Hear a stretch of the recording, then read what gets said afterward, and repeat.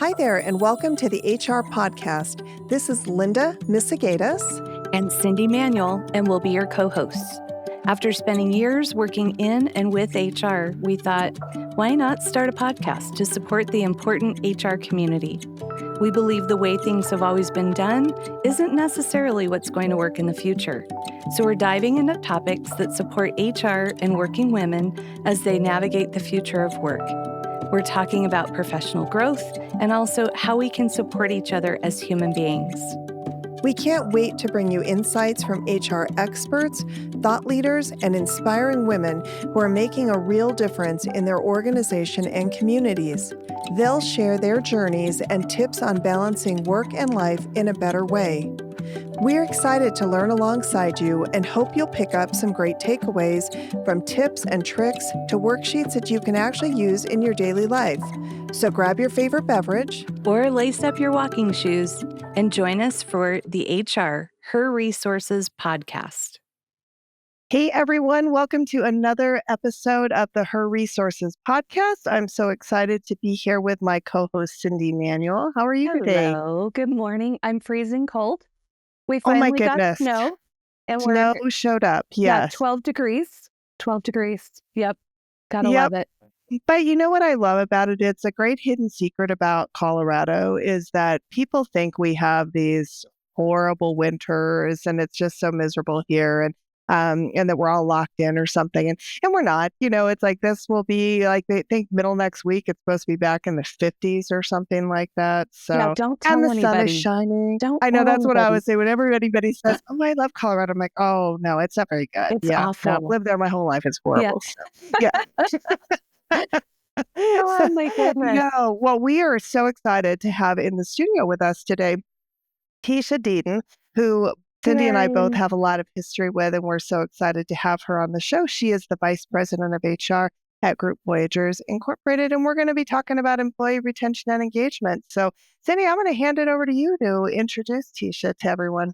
I'm so excited to get to introduce you today, Tisha, and then we're just going to have a conversation. And as Linda said, we go back over 20 years. We all worked together at a place called McData, which was a high-tech company back in the day. And Tisha, you and I got to work in HR there together. And Linda headed up payroll. And so this is like a homecoming for us. But today you have had such an amazing journey, Tisha. 25-year HR professional that has worked in all aspects of HR. Her sweet spots are employee benefits and employee relations, and not for the faint of heart as far as I'm concerned. I like your favorite quote that you shared with us. Everything you want is on the other side of hard. We're going to want to know more about that. And then your direct approach to solving problems and collaboration has allowed you to gain respect and support as a leader. I'm not surprised by that at all.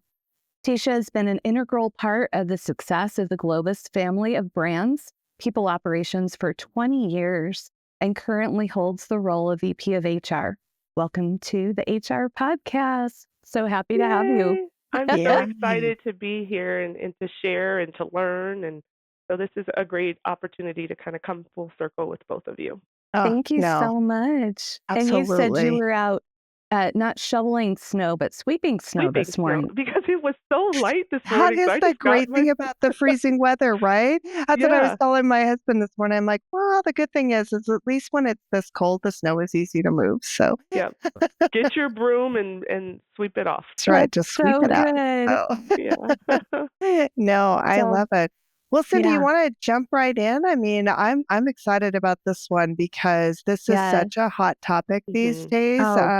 Engagement and retention are on the top of minds of everyone. And I think for a different reason. Like, you know, we've cycled through this over the years in HR, right? Where it's sometimes it's an employer market and then sometimes it's an employee market. But I think it was different back then. There's a different reason today why employee engagement and retention is creating so many challenges. And I can't wait to jump into this with the two of you.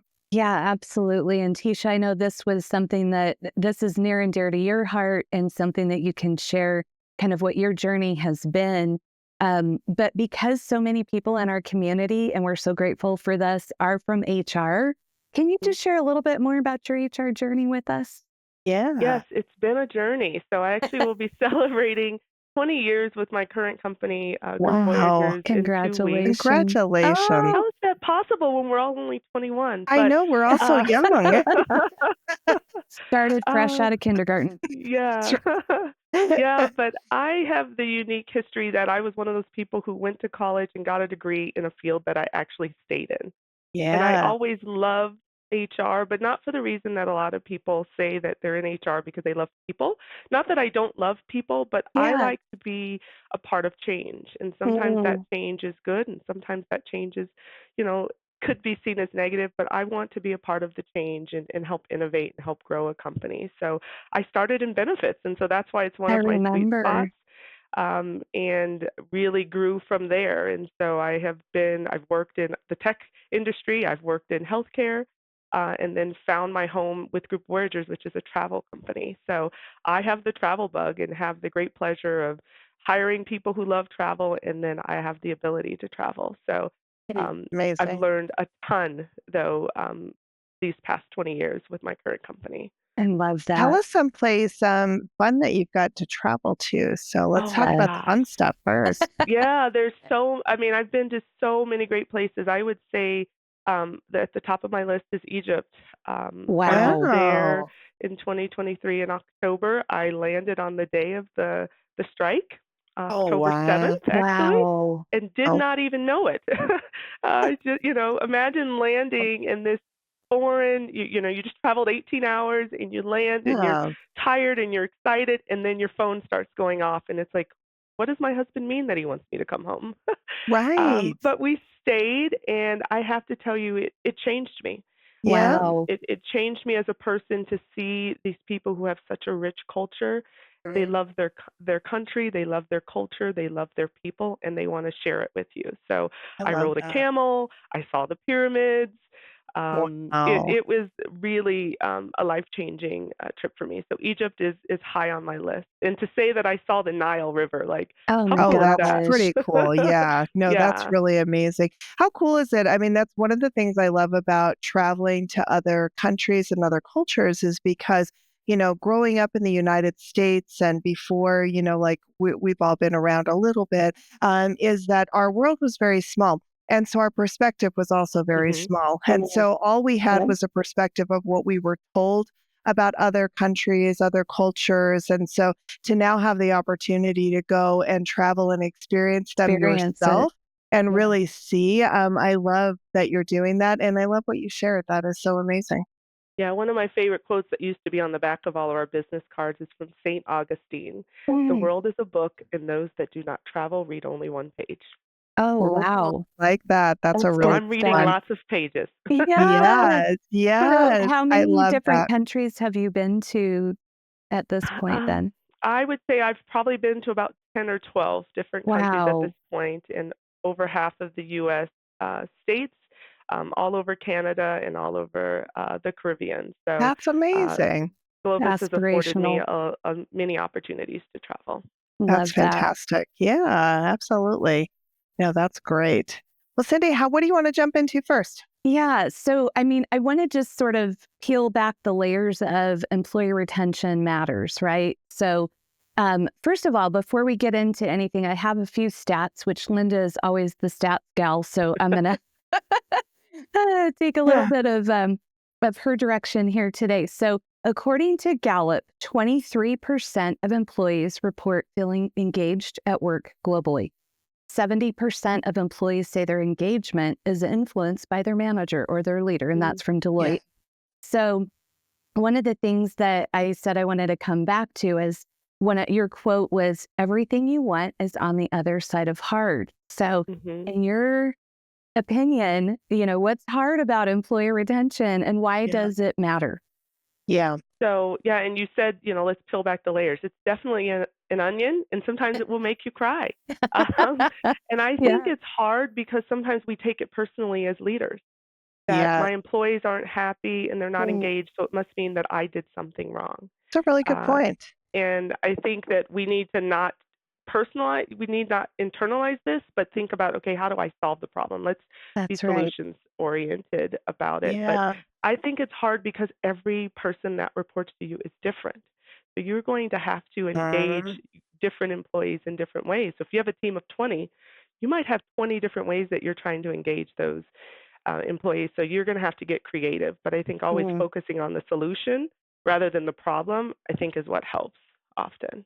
I Yeah. really like that. I know when I was coming up through my manager journey, one of the things that was important to me was what you said there is adapting my style for the people who worked for me and not expecting everybody else to adapt to me. Right? Hmm. Because it would be unfair Great for all point. of them to have to change to accommodate how I want to be, received or communicated with. It was much easier for me to be the chameleon in that Yes. regard, to really adjust and adapt because to your point, everybody has different needs. How they want to be interacted with is so different. And I do think that is a big part of your responsibility as a leader. But also, it is really freaking hard, right? I mean, Yes. Let's just be honest. It's yeah, hard. it It's hard. is. Yeah. Yeah. And so you always hear managers say it's I don't hate being a manager. It's the people part of it that It's I the hate, people you That's part. so know. Yeah. difficult, right? It's really hard, and I will Yeah. tell you, I still struggle with it every single day. While I think we've Yeah. done a really good job of Yeah. getting our engagement up, which I'm excited to share some of those stats with you Yes. guys here Yes. soon, but it's hard, and every day I have to remind myself, you know what? I can't expect people to behave and act in the way that I do. So, That's right. let Plus, Yeah. me you ask never you, know. you never know. Yeah, like my dog may have just died, right? Mhm. Or my Yeah. parent may be, like recently my mom fell and broke her leg, and that was Yeah. a huge impact. You just don't know what people have going on in their own So personal true. lives, layered on top of, going back to the onion analogy, layered on Yeah. top of what they're coming to work, to do Yeah. every day. So, Yeah. Yeah. So So it true. is hard. So, but we yeah, don't run away from hard things, right?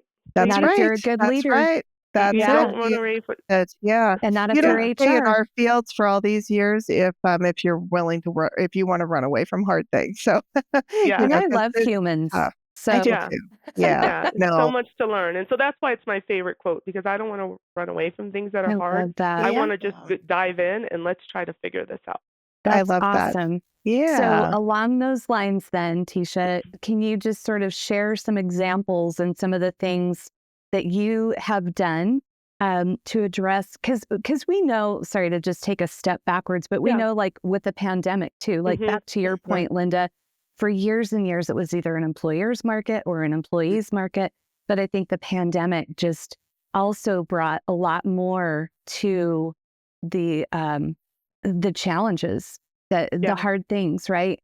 Because we started to work remotely, and now people are trying to bring their employees back to the office, and so there's a lot of additional things to focus on. So, Well, and it Tisha, humanized the workers, yeah, right? Because Mhm. before yes, that, they were considered resources, right? They were Mhm. literally just resources that's there true. to do a job and to deliver on whatever that company or organization was looking for. And suddenly the pandemic came along, and we were all impacted. So it was businesses, Instantly. people, everyone across the board, and so it humanized all of those aspects. And I think it shifted forever the expectation of the employee-employer relationship as well. So Yeah, you're right. I true. love that it humanized us because I don't think that we gave the pandemic enough credit for what it did to us as Mhm. businesses, as leaders, as employees. It put us Mhm. all on the same level playing field. We all had the same Yeah. struggles. Such a You know, good point. we have kids at home. We have, I saw your dog in your lap. It's like now it's like I'm a human. Yes. I'm a whole Yeah. human. And Yeah. I will say for our company, the pandemic changed me so much. Travel was like every industry, but we were really impacted. Oh gosh, Yeah. yeah. We laid off 50% of our population, and so Wow. we were a different company. And so when we Yeah. started to make our comeback, we started to hire people back, which was great. But in 2022, we realized we had a problem. We were used to, I could just go talk to Cyndi at the water cooler, and Cyndi was happy. Yeah. I knew if she was happy because we were face to face.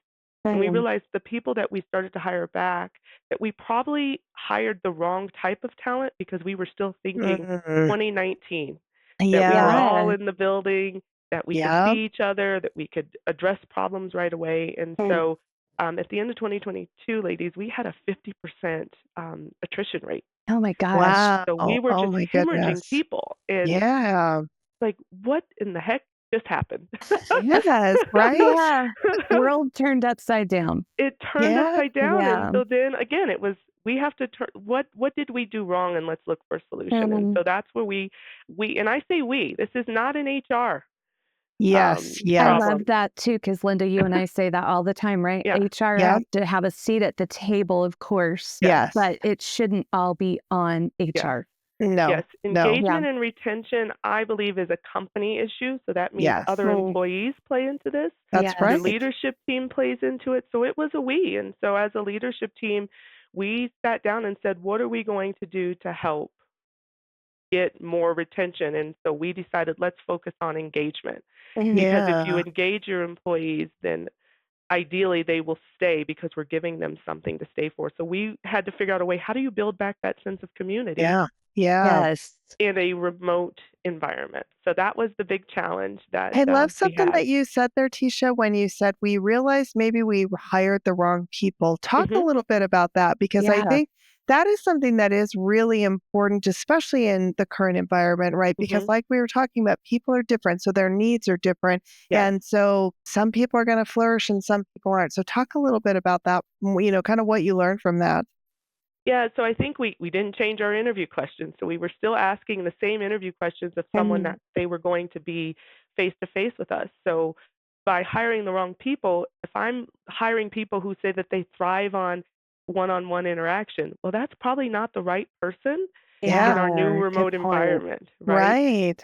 If I'm hiring people who say that they want their manager to meet with them regularly and they like to have all of these projects, well, that's not where we were. So we really needed to take a step back and say, the questions that we asked in 2019 and the types of people that we hired were not the right people in this new remote environment. We needed to have people who could work autonomously. They don't need to have us holding their hand, that they don't need to see Linda and Cyndi every day. And that's a different kind of person, because not everyone is successful in a remote environment. That is so true.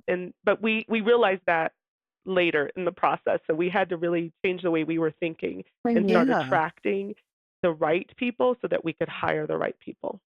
I love How did you that. Oh, I'm sorry, Cyndi. I was just going to ask real quick, how did you communicate with your leaders around that too? Like, was it something that you all sat down together as you were analyzing and realizing that you hired the wrong people? Or was this like, HR noticed it? Like, who noticed that? And then how did you go about bringing that forward to leadership to say, we need to shift what we're doing here?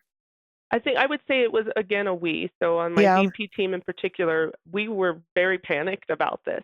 And I should back up, we had an 85% retention rate pre-pandemic. So to go to a 50%, we all were panicked. And so we just started to look at the data. Data drives decisions. And so we started to look at the data. We've lost these 10 people. What do these people have in common? And so just starting to look at what were the commonalities of why people were leaving. Were they giving us reasons? So looking at your exit interview data, if you do those. So really just digging into the data. And I was open. I'm a collaborator by nature, but I had to, open up the book. Let's peel back the curtain, as they say. And let's just really dig into what is the data telling us and where are the problems. And so our leaders were very interested in helping. And it was great because it held me accountable as the HR leader to say, I got to find the data. And let me share the data so that we can help find a solution. And so that's why I feel very strongly that retention and engagement is not just on HR, it's on all of us. Love that. And Tisha, were you in your current role as the VP of HR when all of this was happening? Like, when did that promotion happen? I was the director at the time when we really started to notice an issue, and then I was promoted to VP. And so with that came, when much is given, much is required. And so, and so with that came this greater sense of responsibility. Is how do I truly help the company grow and do the comeback? So that's where the promotion happened, kind of in the middle of that. That's exciting. Hard things again, right? Yeah, absolutely. No, that's so great. you guys still have a remote workforce, it sounds like. Yes. So, and it sounds also like you kind of started at the beginning of the employee life cycle, right? How do we attract the right people? How do we have the correct interview questions? What are some other things that you guys have done to engage a remote workforce? Because it is really challenging. It is really challenging. It is Yeah. very challenging. So I started, as you said, from the beginning. So I had to look at my HR team. Yeah. You want to make sure you have the right people in the right That's structure. such a great point. Oh my gosh. We forget that so often. We just assume that the people that are in HR know what to do because, well, they're in HR, so naturally they must, but sometimes they're not the right resources, right? And they're each individuals as well, right? And they each bring something They different to want the to be party. engaged and be a part of it. So that's I right. looked at my HR mission and vision and really needed to get the team on board with that. So I ended up restructuring my HR team into pillars. So that I decided to make the team specialist. And so I really wanted to have everyone to have a focus so that we could do what we do well. Yeah. Really good and dig in, right? Yeah. So I broke not my too team much in. to focus on. Not too much to focus because Right. we all were kind of running around with our hair on fire. So I had, 3 pillars. I had a talent acquisition team. So I wanted them to really dig into how do we hire people? Yeah. What does that look like? So they really dug into that part. Then I built a team that I called Associate Experience at the time. They're now called my retention team. Yeah. But it was all about our onboarding because I think it's important. We used to just do orientation. And I do think that there's a difference between orientation and onboarding. I totally agree with you. So tell us what the 100%. difference is, Tisha, in your opinion. So orientation is you're just checking a box. It's like, let me make sure you understand your benefits. Oh, you've got your system. But onboarding is, do I have a training plan? Have I met the key people in the team? Do I understand the mission, vision, and values of the company? What are my key stakeholders in the business? What makes this company tick? What's the history? So really digging in. So we built an entire onboarding program. And so we had what needed to happen at 7 days, 14 days, 30, 60, 90. That. Love that. And then we did 180 in 1 year. So my associate experience team really focused on that. And then I had an HR administration team, which is, the nuts and bolts of the team, making sure that the system integrity is good, are the handbooks updated. And so that was the first thing. And then we built our vision, which was to get everyone from hire to retire. Love that. So what does that look like? And so that launched for us in 2023, what we called the Year of Engagement. We called it the Year of Engagement retroactively, by the way. we didn't know. In hindsight, this is what this was. Yeah, we didn't know what we were doing, but then we figured it out. We figured it out, but it was 2023 was really our Year of Engagement, and that was where we asked the employee, what do you need? Why do you stay? And we took away the negative connotation of a survey. Yes. And we call it a pulse check. People I don't want to do another survey. No, they that don't. feels big, right? And cumbersome. Pulse check feels like short and just, it's just checking in. Yeah. And it was 5 to 6 questions. And so we have a whole bank now, but we dug in, and our first one was big. I will say the first one was a survey. But then as we were able to dig out every quarter, so we do pulse check quarterly, and we still do that now. Yeah. And we would just see, okay, what was our lowest ranked area? And then we're going to dig into that in the next quarter. So if it was communication, okay, how do we dig into that? Let's dig in more into communication. So we implemented regular pulse checks. We made sure we were having those company meetings. That is important. People want to feel like they're a part of the business and understand your direction. If people understand the direction, you're not going to stay. How can they get to the destination if they have no map, right? Yes, exactly. Absolutely. Yeah.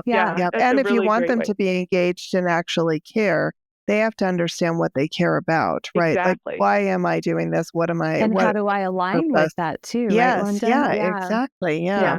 And I thought the most important thing with our company meetings is it showed you who were the key people in your organization. Because again, I don't get to walk around the hallway to say that I know who the CEO is, or I know who the finance director is. And so what we really made a point was that it wasn't just our senior leadership that ran those meetings. We would ask employee level. I really like that. You are really, you know our product really well. You have a passion for this. Would you like to speak at the company meeting? So we have all levels of associates. That's fantastic. In our company meeting, so that there's a different face on it. But I think the biggest thing that we did was we got rid of exit interviews. And you'd say, well, why would you get rid of the exit interview? Why are we Yeah. waiting to ask people how they feel about us when they're I out the door? love, love, Right. love that. So what Yes, did you yes. exchange that with, Tisha? We initially called it a stay interview, but now we're calling them anniversary calls. So we now meet Oh, with every single employee on their 30-day, on a 60-day, on a 90-day, on a 180, and then on their 1-year anniversary, call and say you made it to a year. I How's woohoo! it love going? that. Celebrate. Yeah. Yes. And we send welcome cards when we have a new hire, but those have been so profound Oh, for us, yeah. and employees look forward to them. And it's Oh, amazing Yeah. wow. what you hear on those calls. And they're 10 minutes. It doesn't Yeah. have to be a 30-minute call. They're Yep. 10 minutes. Some of them are longer, but people really appreciate having someone, it's just their time to say, you know what, you Such a made it to your great 60 days. What's idea. the struggle?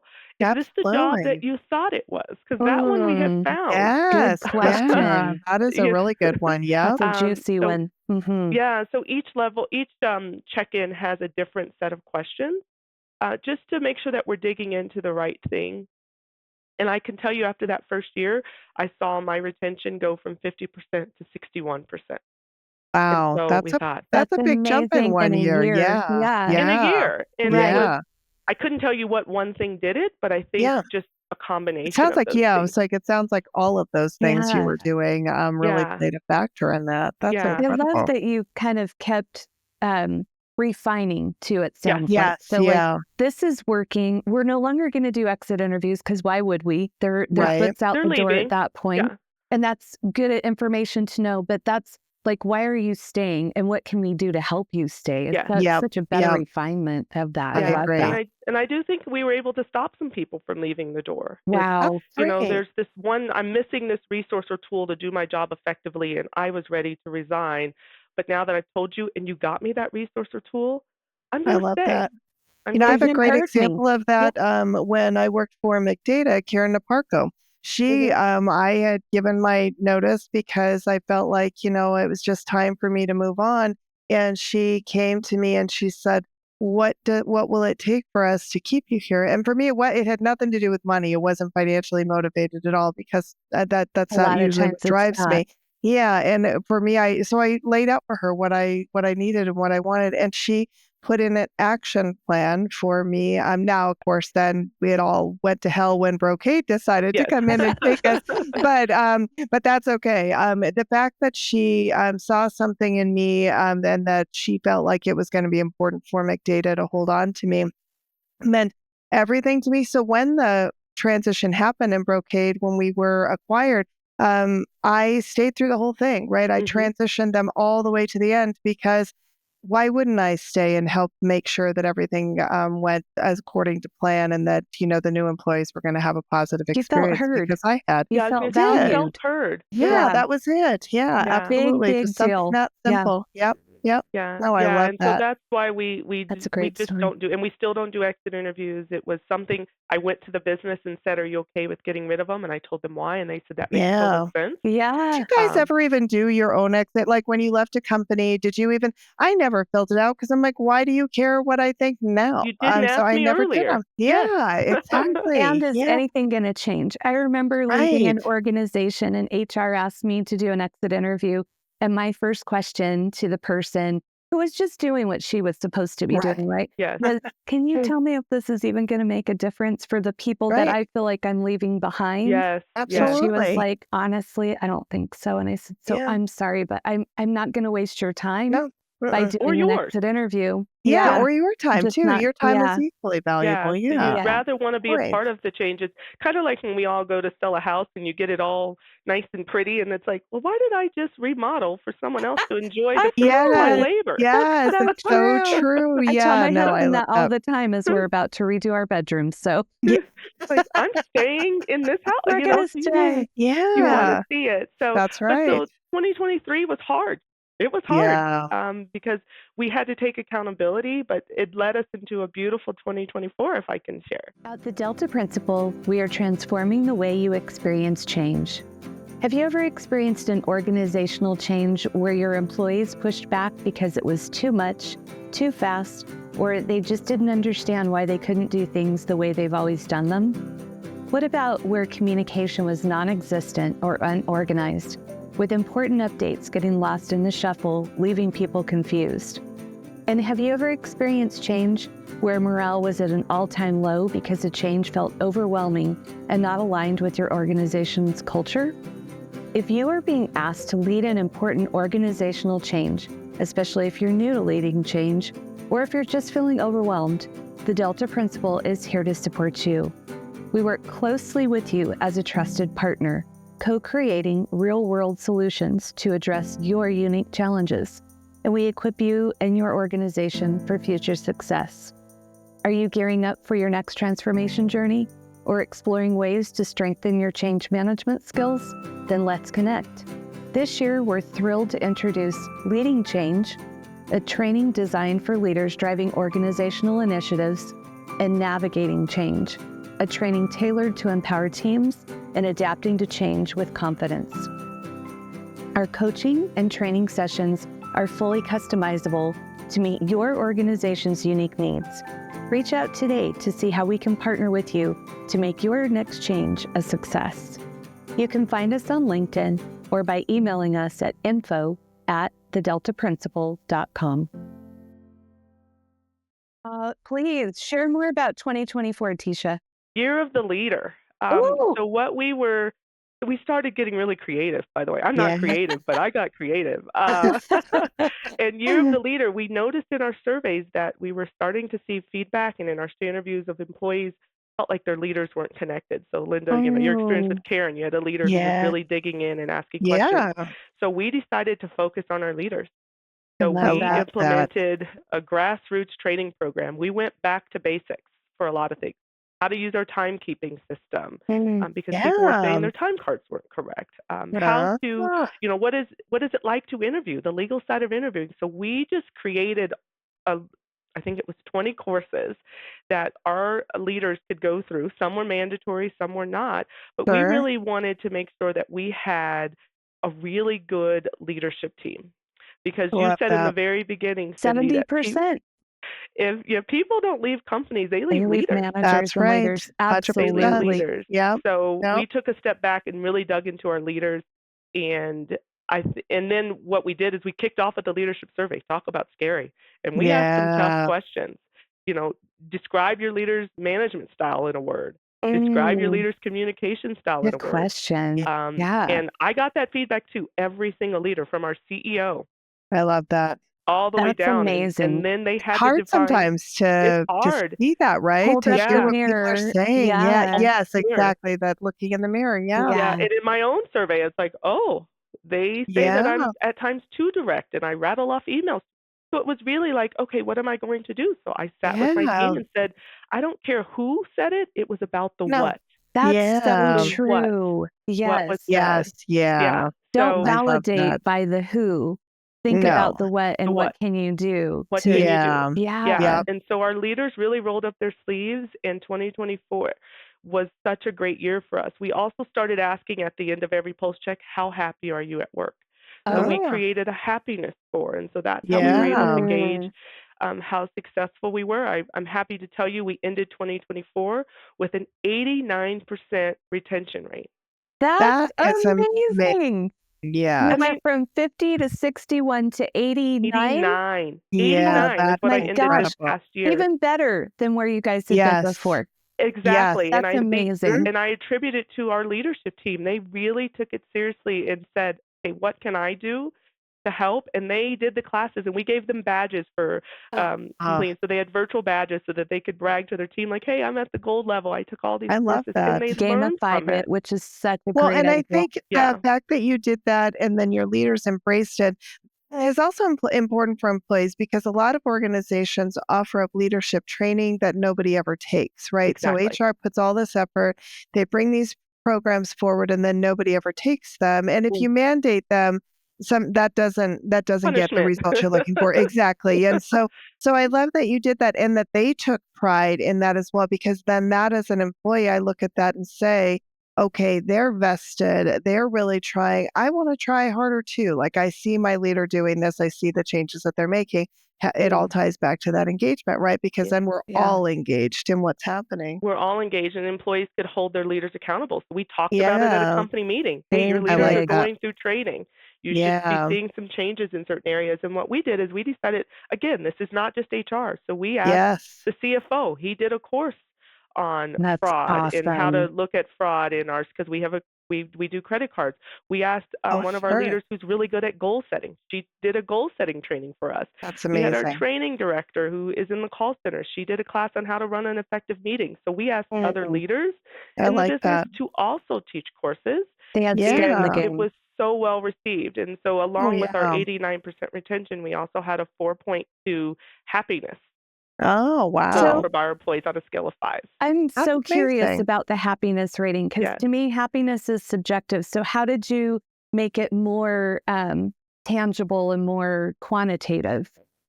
That's the part we're still working on, Cyndi, to be honest with you. So we just asked the question, how happy are you at work today? So in this very moment, how happy are you?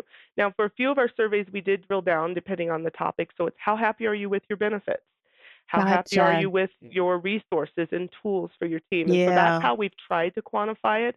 I will tell you, I haven't asked how happy you are with your compensation, because that's a whole nother. Oh, yeah. Those ones you're never going to, no one's ever but I do happy with want to their know it at compensation. some point. And I so we're think you're trying to drill down.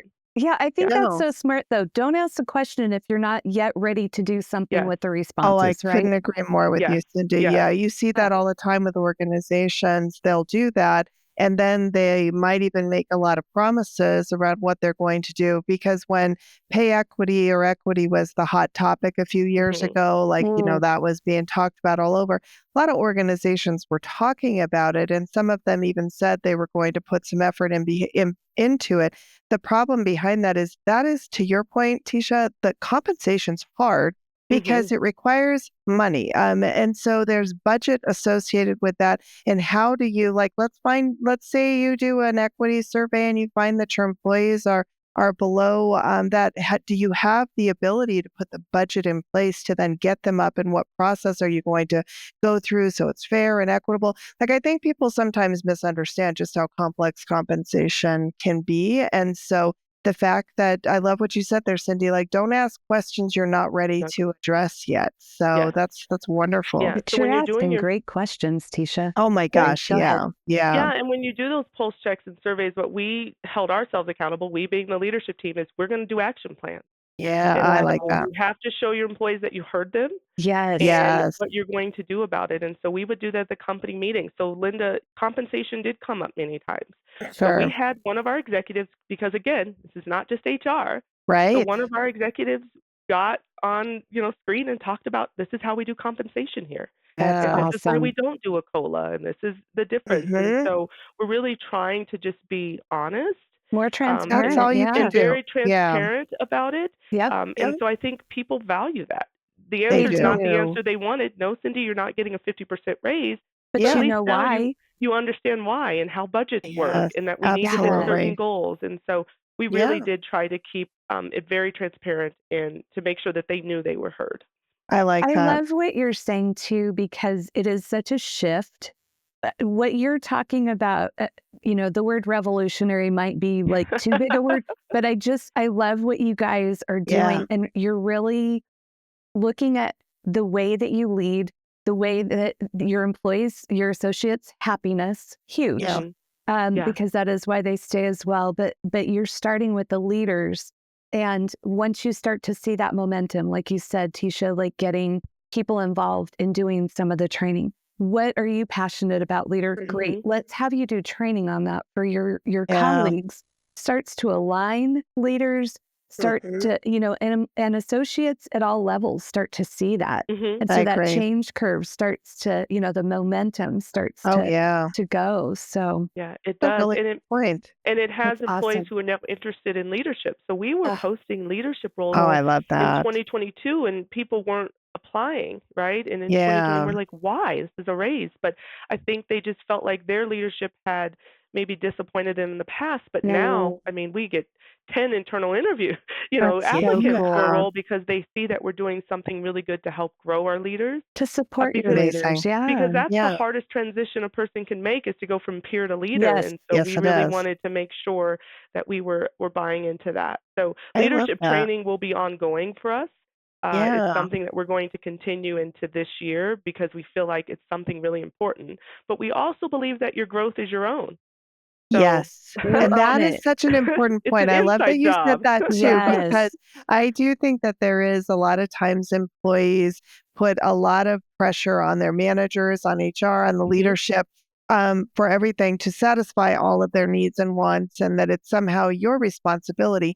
But it isn't. It's your personal Mhm. responsibility in all of that as well. Right. And you have to be actively engaged in your own growth and what Mhm. you want and asking those questions. So I love that you said that.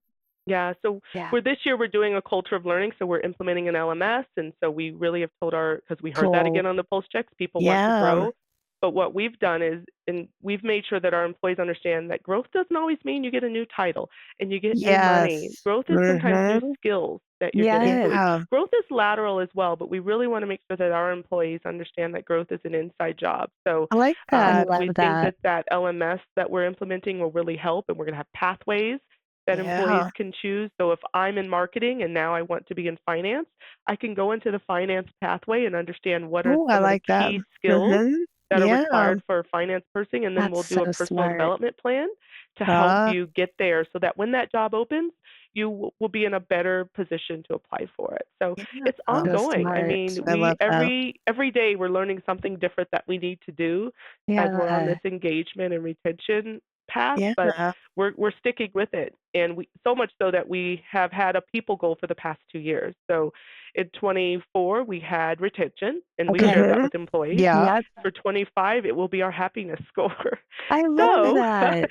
we want to make sure that we have a goal that we'd love to get to 4.4, and so we are putting some skin in the game as a leadership team that we're going to do all that we can to get to 4.4.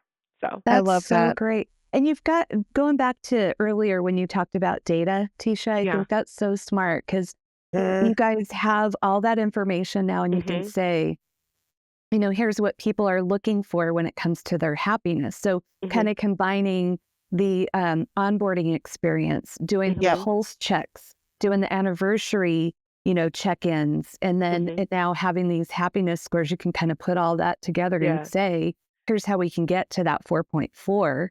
Yeah. And so I love that approach too, that you Yeah, guys have it's all No, that I think interesting you data. that's say really that good. because we did put it all together in a report we call the Pulse Check report.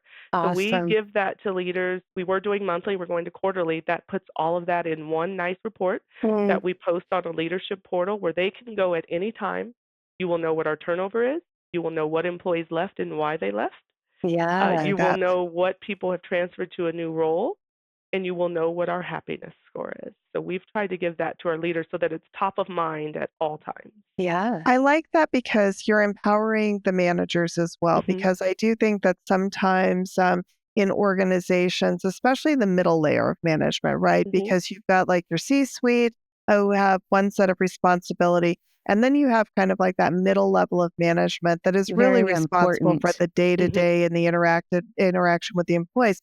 But oftentimes they can be the most disconnected from what's Mhm. going on Yeah. and helping guide their employees. Or sometimes they might feel like they're the most disconnected because maybe they're not a part of the decision making process. Mhm. And so they feel like, well, how am I supposed to help my employees at all when I don't know why we're doing what we're doing, type of thing. And so I think it really is challenging. So the fact that you're engaging all levels of the organization and engaging them, I think it's so important. And it's really important for managers to understand their employees because I'm sure, and I know for the two of you, this is true. How many times in your career did you have a manager who wanted you to handle the performance issues, or even if you had to maybe put someone on a performance improvement plan, they wanted you to do that, right? Yeah, Mhm. they wanted you to have those conversations because we didn't give our managers the skills to know how to do those things. Yeah. So Yeah. Yeah. So we did a difficult conversations class, Linda, for that So reason, I love right? smart. it. Yeah. Yes. Yeah, but it's also, I think, along those lines of what you said, I think HR needs to understand the business as well. So Yes. I encourage, members of my team, go to their team meetings, go to Yes. their huddles, hear what their pain points are, And because Yeah. then ask that them. digs in. And ask them. Yeah. Build a Yes. Yeah. relationship with, Yeah. the marketing director, because then you can understand what their pain points are. Why do they Absolutely. need to keep hiring, or are they losing people? And so I think HR also owns that you need to understand the business at least at a higher level, so Yeah. that we Mhm. can help come with some solutions. I I love love that. that. And we've talked about that before too, Linda. Even like back in our McData days, the group that I was supporting as an HR business partner was Yeah. manufacturing. And Yeah. so Yeah. I asked Dave Weishauer, who was the VP of manufacturing at that time, can I sit in on Mhm. your meetings so I Yeah. can have a better understanding, so I know more, so I can do better? And he was like, absolutely, Tuesdays at 9 o'clock, come to our meetings. Yeah. And at the end of the quarter, then, I would go down and help them to clean, the directors and things like that, what we were producing, what we were manufacturing. Yeah. So I had a better sense of a day in the life of Mhm. um, something. Back to what you were saying too, Tisha, is I think as managers, we sometimes, you talked about, you go from a peer maybe to a Mhm. a leadership role, whether that's a manager, whether that's C-suite, whatever it happens to be. We sometimes, I like to remind leaders, you need to put on your oxygen mask first. It's like when you get on a Mhm. plane, right? Mhm. You Yeah. Yeah. cannot help the people surrounding you if you're not taking care of yourself first. So I Yeah. love the accountability of take these classes. Some Yeah. are required, some might not be, but immerse yourself in how can I be the best that I can be? And Yeah. then I can support my team, whether you're a manager or C-suite, whatever the role is that you're Mhm. in, to support your associates. You first have to take care of yourself. Yeah, Yeah. and be honest with where your shortcomings are, right? I Oh, mean, true. no Yes. one teaches us how to be a leader. No, they do Right. not. No. People aren't Yeah. born a leader, and handling people is difficult, because you don't Yes. want to treat them like your children, No. but you also want to give autonomy. And so, writing down and being really honest with yourself. Okay, where am I not really strong? Yeah. Yeah. And Oh, Yeah. I'm then not how do I I like strong. tap that. into peers maybe Yes, to exactly. balance me Yeah. out? Or yeah. Yeah, Yeah. No, I yeah. like that for sure. You know what else I like about everything that you've said today too is that you've not talked one bit about how well we went out and we bought this new software, and that was going to solve all of our problems. What I love about Yes. everything you said is that it was focused in on, um, self-awareness, self-reflection, understanding the people sides of it. And while I'm sure somewhere along the line, maybe you implement some solutions, but never once was it about that the technology was somehow going to happen. And I do Mhm. think that that happens a lot of times in Mhm. organizations is there's this belief that if we buy this new piece of technology, it's going to fix Easy what's fix. broken. Yeah, and it's never the technology that fixes it, right? That's Yeah. just a tool. It's all of the things that, like Cyndi, what you do from leading change, and Tisha, what you're doing from leading in the HR environment and really focused in on that. So I love that it was all about the people, the processes. What are we Yeah. doing well? What aren't we doing? Yeah, Yeah. I Yes. spent no money up until I bought the LMS, which was at the end of last year. It cost Yeah. us 0. It Oh cost my, us what a great 0. message for everyone to hear because so often that's, oh, well, we can't do that because of budgets. We can't do that because we have no money. You Exactly. are living proof that that's Cost not me no true. money. It cost me no Yeah. money. But what did it save you? Like, Oh how my Right. gosh. what is the Yes. cost of losing good Yes. people? And I always Absolutely. say, those who can swim the best are going to jump ship first. Yes, So Yeah. absolutely. how much did you save the organization Yeah, by doing with what the you've all retention, done? yeah, especially Yeah. with 50% Oh, retention. I mean, Yeah. it costs a to lot of money 89 to now. turn employees, so Yeah, they Yes. say yeah, anywhere from 5 to 10,000, if not more, per person that you lose. yeah, So we were losing a absolutely. lot, but it cost Yeah. me no money to do that. Was it time? Yeah, it was time Yeah, consuming, and there yeah, were some sleepless nights of trying to figure this out, but I was, so grateful that I was able to, with our leadership team, do some things that didn't have to hit the budget. I love right, that. So right. then when it was time to hit the budget with my LMS, they were more inclined to say, you know what, let's do this. Yes. Let's do this. No, that is a really really good call out, Linda. I love that you said that. And so if we could ask you, we always like to give actionable takeaways, Tisha. Yeah. So if there were some things that you could recommend, I mean, there's so many gold nuggets in what you've shared with us today. Yes. So thank you again for being here. Thank you. This has been fun. I love the way that you've, what you've all done. Linda and I, again, revolutionary might be too strong a word, but not really. No, not really. Yeah. So what are some actionable things if I am an HR leader or if I'm a leader of any kind in an organization? What could I do to start this ball rolling? Because obviously this didn't all happen overnight, that all the stuff you've shared. But what could I start doing? Well, I'm going to take one from you, Cyndi. Put on your oxygen mask first, right? You've got to. I like that. This will be a ride. Yeah. And so maybe it's your seatbelt. I think look at your data because as we've been talking, this one came to me. How many of us have an HRMS that has hundreds of reports and we don't use them? Right. Yep. So I think dig into the data. Yeah, exactly. No, So dig into the data. What is the data telling you? Once you do that, I would recommend starting with your onboarding process because are you just doing an orientation where you're checking a box, doing your housekeeping, or are you really onboarding employees and making sure that you're setting them up for success from day one?